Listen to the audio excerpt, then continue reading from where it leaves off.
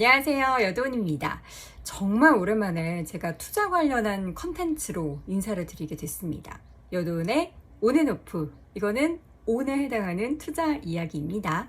자, 오늘은 제가 엔화 투자에 대한 이야기를 하려고 하는데, 제가 몇 년 전이었는지도 기억이 안 나요. 그 환율 관련해서 달러 투자하는 영상을 만들었던 기억이 있어요.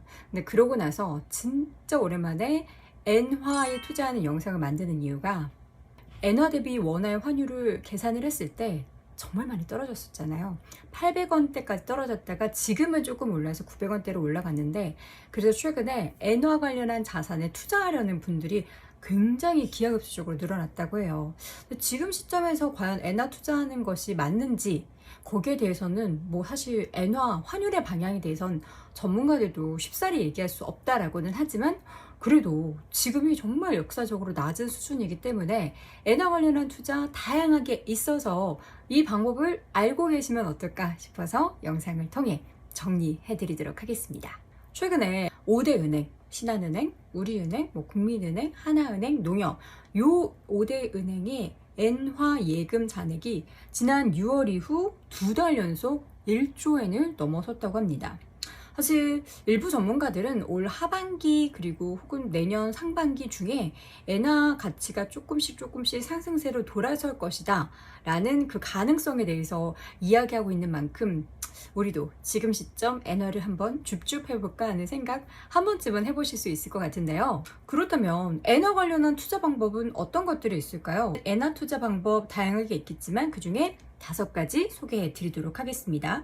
첫 번째 방법은 엔화를 현찰로 매수하고 매도하는 그 환차익을 마련해 보는 방법인데요. 말 그대로 은행에 방문해서 내가 엔화를 그 환전 수수료를 내고 현금으로 찾는 거예요. 그리고 나중에 엔화가 이렇게 올라갔을 때 다시금 엔화를 가지고 다시 창구로 가서 엔화를 우리나라 원화로 바꾸는 거죠. 사실 근데 이 방법은 환전 수수료나 거래 수수료가 좀 많이 든다라는 단점이 있습니다. 그리고 물론 여기에도 뭐 환전 수수료 이벤트 같은 것을 조금 활용해 본다면 최대한 수수료를 줄일 수는 있겠지만 보유를 현금으로 하고 있어야 한다라는 단점도 발생할 수 있겠죠. 큰 금액이 아닌 한 200만 원 정도 나는 한번 투자를 해보고 싶다 하시는 분들은 트래블페이 같은 카드를 활용해서 외화를 바로 충전해서 가지고 있다가 요거를 나중에 엔화가 올랐을 때 다시 환불받는 방법도 있으니까 나는 소액 투자 한번 해보고 싶어 하시는 분들은 요 방법도 참고해 보시면 좋을 것 같습니다. 자, 그리고 두 번째, 바로 엔화 예금 통장 만들기인데요. 장기적으로 내가 엔화에 좀 투자를 하겠다 하시는 분들은 외화 예금에 엔화를 예치해 놓고 추후 원화로 바꾸는 방법을 소개해 드리겠습니다. 외화 예금 같은 경우에는 환율 상승에 따른 매매 차익에 아무런 세금이 부과되지가 않습니다. 그리고 다만 여기서 생각할 건 수수료가 조금 비싸다라는 거죠.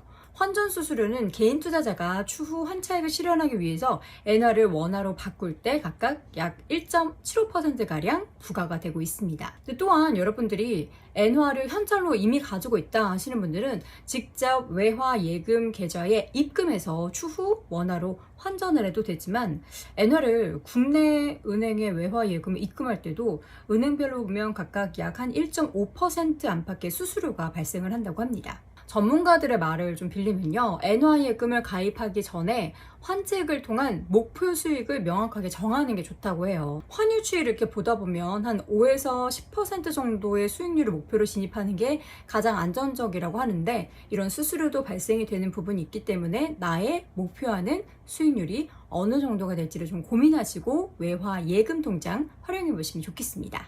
그리고 생각해 둬야 될 건요, 엔화 예금 같은 경우에는 이자를 주지 않아요. 그런데 달러 예금은 이자를 줍니다. 한 5대 은행의 달러 예금 금리는 연 5.05에서 5.21%로 집계가 되는데, 아쉽게도 엔화 예금 같은 경우에는 이자를 주지 않아서 이런 점은 꼭 염두에 두시기 바랍니다. 자, 이번에 세 번째 방법은요, 2번과 조금 연계해서 생각해 볼 수 있는 방법이에요. 은행의 모바일 앱에 환전 금고를 활용해 보는 방법인데요. 각 은행의 모바일 앱을 이렇게 보면은 환전, 외환 이런 메뉴 탭이 있어요.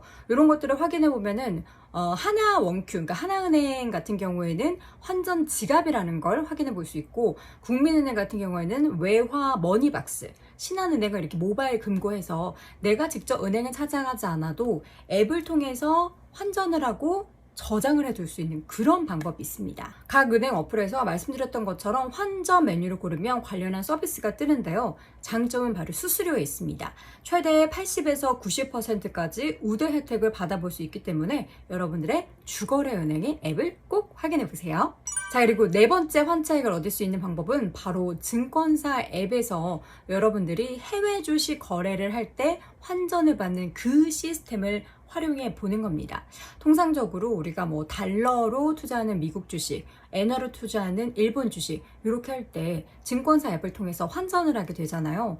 보통 은행보다 이 환전 수수료가 적거나 아니면 신규 회원을 유치하기 위해서 환전 관련한 무료 혜택을 주는 그런 기간도 있기 때문에 여러분들이 거래하시는 혹은 거래를 하진 않지만 신규로 가입을 하게 되면은 그런 혜택을 누릴 수 있는 그런 틈새를 공략해 보셔도 좋겠습니다. 환율 우대를 최대 100%까지 받을 수 있다라고 하니까 이 방법도 꼭 체크해 두세요. 자, 그리고 엔화 투자할 수 있는 마지막 방법은 바로 ETF 투자 방법인데요. 개인적으로 제가 뭐 아시는 분들은 아시겠지만 ETF 투자를 워낙에 선호를 하는 스타일이라서 저희 5번째 방법을 조금만 더 자세하게 소개를 해드리려고 합니다.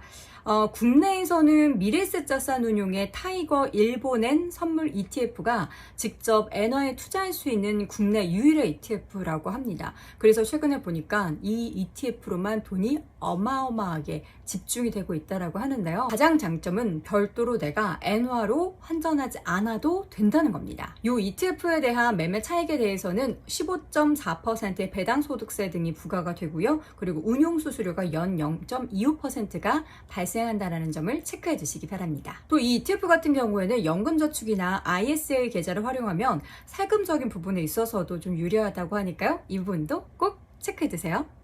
또 다른 ETF 투자 방법에는요, 엔화를 저렴하게 매입한 이후에 그 돈을 가지고 미국 국채에 투자하는 방법도 요즘에 굉장히 많이 활용을 하고 있다고 해요. 그래서 저도 이 방법을 방송에서 잠깐 언급을 했던 적이 있었는데요. 엔화와 미국 국채 모두 굉장히 지금 시점에서는 투자하기에 조금 매력적이다 이런 생각을 할 수 있는 상황이거든요. 엔화가 올라가고 미국 국채도 지금 워낙에 수익률이 높고 가격이 낮아져 있는 상황이기 때문에 결국에는 다시금 고점을 찍고 내려갈 것이다 라는 그런 상황 속, 그러니까 국채 금리가 떨어지고 가격이 올라가는 것과 엔화가 저점에서 올라가는 것의 이 두 가지를 모두 노리는 투자 방법이라고 볼 수 있겠습니다. 또 외화 ETF에는 환전 수수료가 부과되지 않는다라는 장점도 있다고 하고요. 실제 국내 해외 투자자 같은 경우에는 엔화 ETF 굉장히 몰리고 있다고 하는데 한국예탁결제원에 따르면 지난 7월 국내 해외 투자자가 세 번째로 가장 많이 산 상품이 iShares 만기 20년 이상의 국채 엔화 해지 ETF로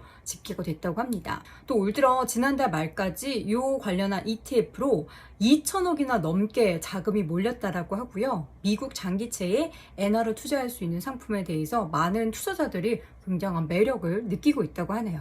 자, 엔화 투자 방법 5가지 소개해 드렸는데요. 워낙에 낮아진 자산이기 때문에 그 미래 가치를 보고 투자하는 분들이 많아졌습니다. 그러나 강조해 드릴 점은 전문가들도 이 환율의 방향은 명확하게 알 수 없기 때문에 여러분들 투자하실 때는 너무 공격적인 투자보다는 안정적으로 잘 자산 배분을 하시길 바랍니다. 자, 그럼 제가 또 소개해 드리고 싶은 투자 방법이나 경제 이슈 있을 때 다시 또 돌아올게요. 여러분 구독 버튼 그리고 좋아요 버튼 누르는 거 잊지 마시고요. 힘이 되는 댓글은 사랑입니다.